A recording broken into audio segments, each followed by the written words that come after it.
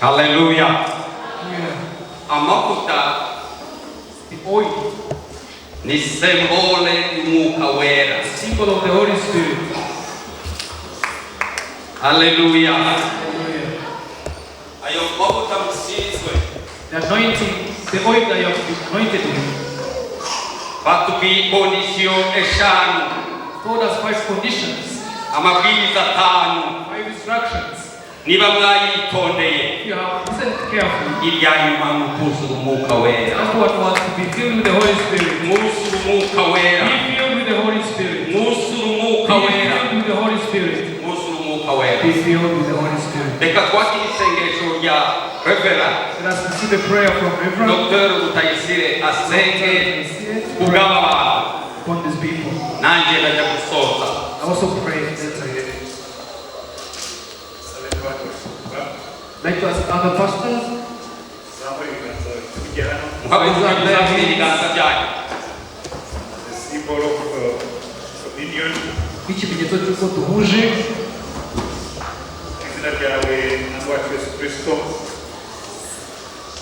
Ubisiyare mu iteka byose wahamagaye abayobozi, wahamagaye abahanuzi, wahamagaye intumwa. Ibi turimo gukora uyu munsi bifite aho byatangiriye. Ntabwo ari inzaduka, ntabwo ari ibintu twihangiye.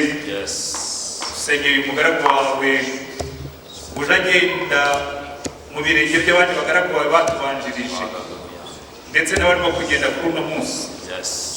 Turamusabiye ngo azaba umwiringirwa, turabasabiye ngo bazaba biringirwa, kuko ni babiri bafatanyije umurimo wawe.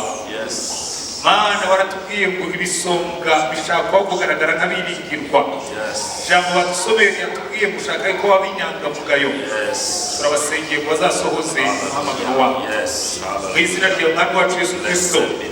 Turabasengeye ngo bazagende bagutumbiriye, ubabere umucyo, ubabere inyenyeri, ubabere byose, ubabere isoko y'imbaraga, ubabere isoko nibabura akababwiriza ubutumwa, abantu bajye bihana, nibatangira kwigisha abantu bajye bahinduka, nibarambika ibiganza ku barwayi bajye bakira, nibirukana abadayimoni bagende, nibapfukama basenga ibisubizo bimanuke, bahe kwishurirwa, bahe kwerekwa, imbaraga zawe zibazeho mu buryo budasanzwe. Bagusenga tubasengeye kuri uyu munsi, bagende imbere bakugende inyuma, bakugende Mwami Imana imbere ubabere, ubajye inyuma, ubashorere, ubategeke, bakumvire, ubuge bumve, utegeke bumvire, kandi imigambi yawe izasohoze mu buzima bwabo. Tubasabiye umugisha wo gusohoza umuhamagaro wabashyizeho, tubasabiye umugisha, tubasabiye imbaraga, izina ryawe ryubahe ku bwabo, kandi nawe Mwami Imana yacu iminsi yose yo kubaho kwabo bagende nk'abanyamugisha, bazasaze nk'abanyamugisha, urubyaro ruzabakomokaho ruzagenda n'umugisha wawe, kuko bazaba ari abana b'abakozi b'Imana. Tubasabiye umugisha, ubahe umugisha, tubasabiye imbaraga, ubahe imbaraga, mu izina rya Mwami wacu Yesu Kristo.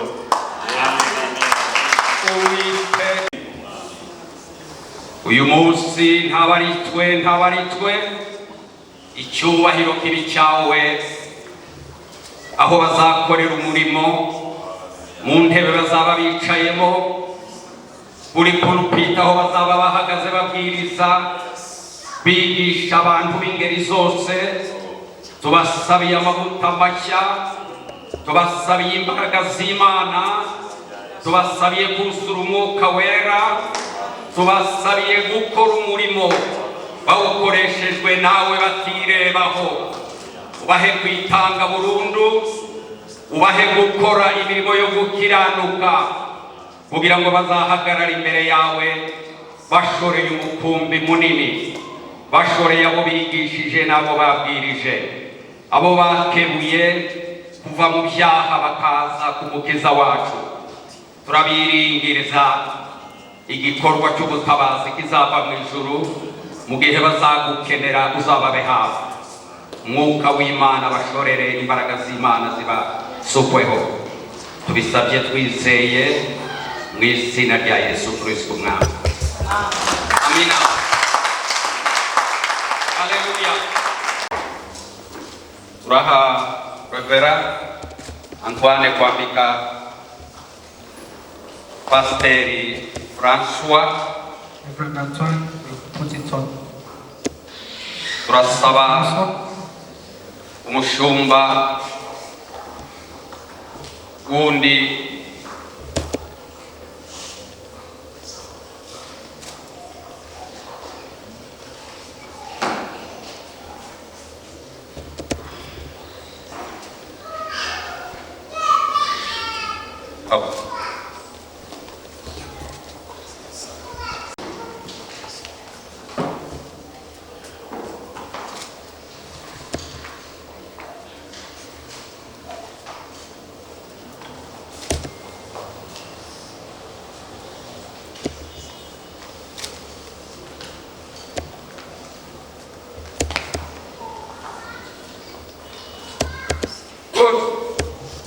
Hallelujah.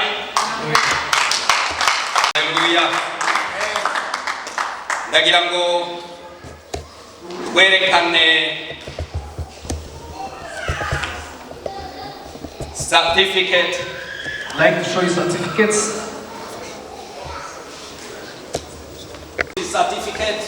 We'll Hariho first kopi like zizasigara mu ofisi. the Hariho certificates. na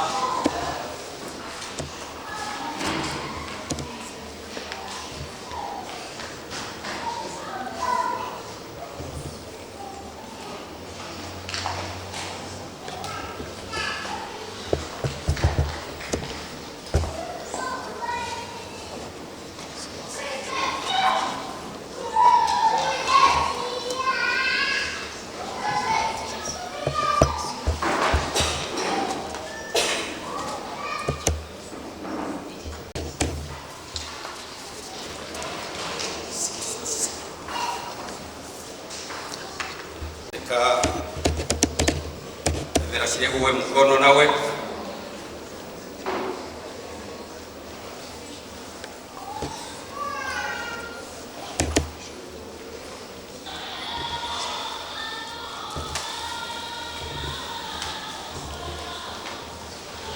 Kugira ngo bibuke neza, That they may always remember, bibuke neza aho bakoreye umurimo w'Imana. they may remember clearly where they serve God, Kuko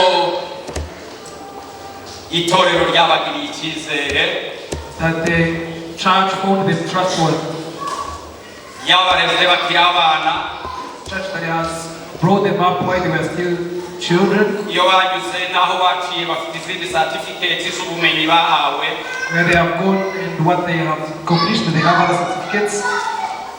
Reka Pastor Francois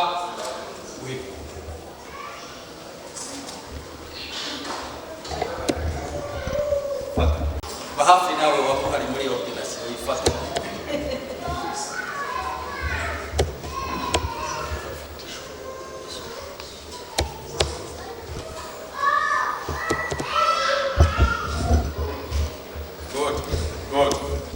Good. Hanyuma igira hafi.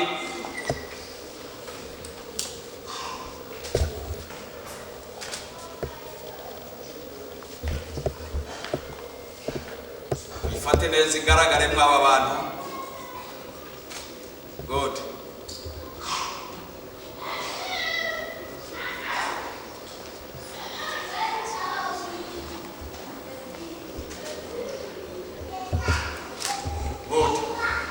Hallelujah.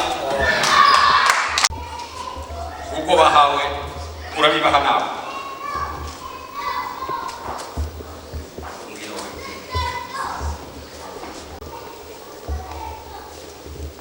Iyi ni ubujyanama bunini buruta ubundi. This is the greatest counsel that is higher than any other counsel. You need counseling Mukeneye ubujyanama in whatever you meet. mu bintu byose You muhura nabyo, meet challenges. uzahura n'ibibazo. Here is the place to found your counseling. Aha niho muzajya mukura inama. You check in the Bible. Muzajya mushakisha muri Bibiliya. Hallelujah. Amen. You will be having an answer, a real answer. Muzajya mubona ibisubizo by'ukuri. May God give you strength Imana izabarinde in consulting this Bible. murimo mushakisha ibisubizo In the end, challenge you meet. mu bibazo byose muzahura nabyo.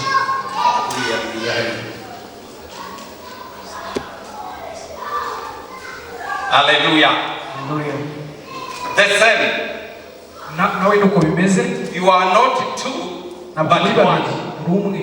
In one work, Umurimo umwe, in one idea mu gitekerezo kimwe for working God. cyo gukorera Imana.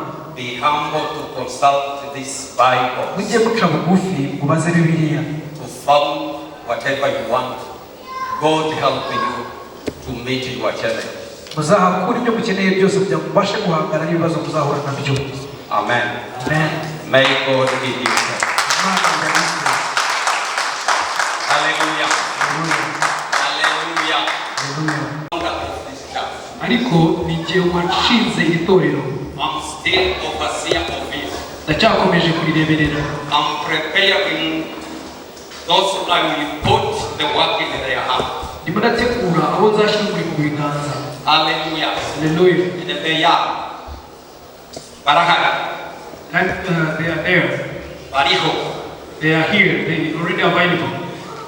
Mu cyumweru gishize. Last week, abashumba 20 bari munsi ya umbrella zitandukanye. The 20 pastors that are under different umbrellas. Nabonye igikombe.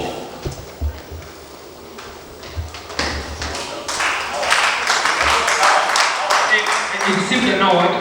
Nabonye igikombe cya ministry ntango natangiye muri 71.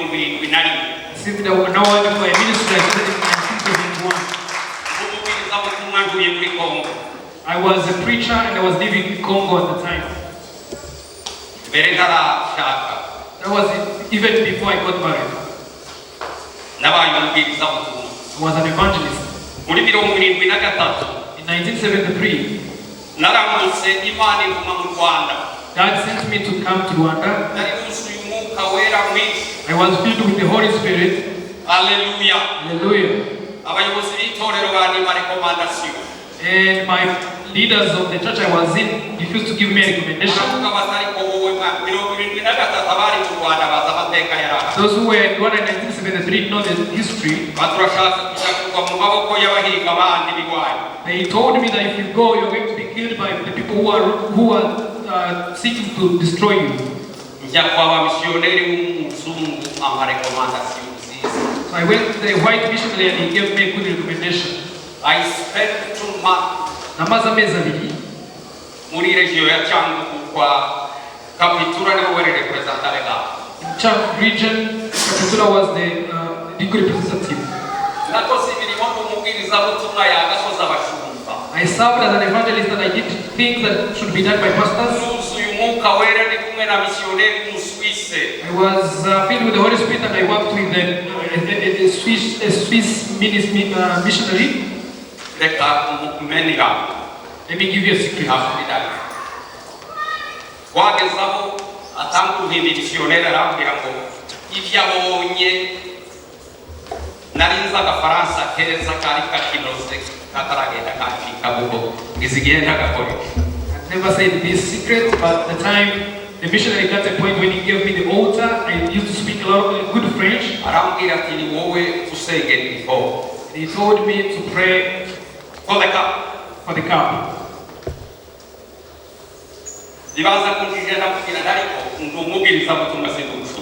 First confused me and I told him that I was an evangelist, not a pastor. Order. Automatically pray for this cup. Nanzitegeye ko sengera kino gikombe. I did. Ndabikora. Tupanga meza mu iteraniro rinini. We had a sharing, we had the Lord's Supper. Abarwayi bana abapagani baje kwa Yesu. The sick got healed and the sinners received Jesus.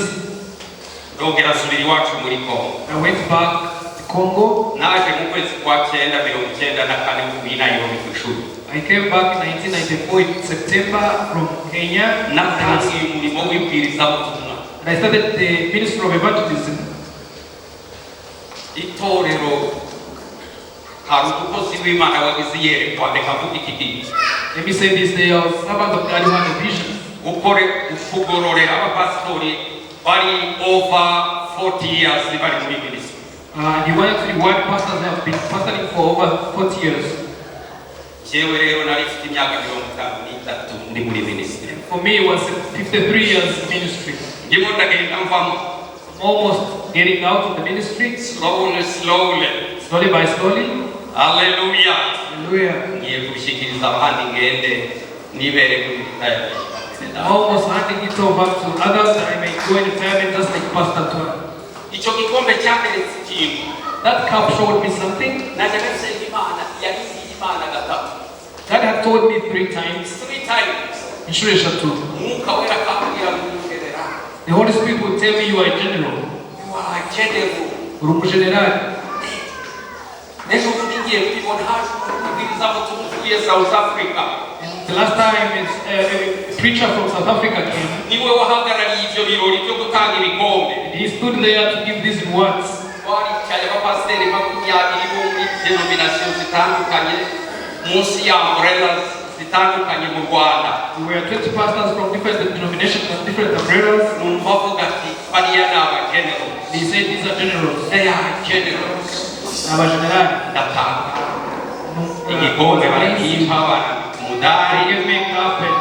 envelope irimo inoti zitukura zitari nkeya. Ndashimira Imana. I am grateful to God. Ntabwo ndagera ku ntebe. I haven't got to my Ntabwo goal. ndagera kuruhukira. I haven't got to where I can rest. Umunsi umwe nzavuga nka Pawulo. One day I will say like Paul, Narwanye intambara I nziza. fought a good fight. Nari nzi icyo I kwizera. kept to the faith.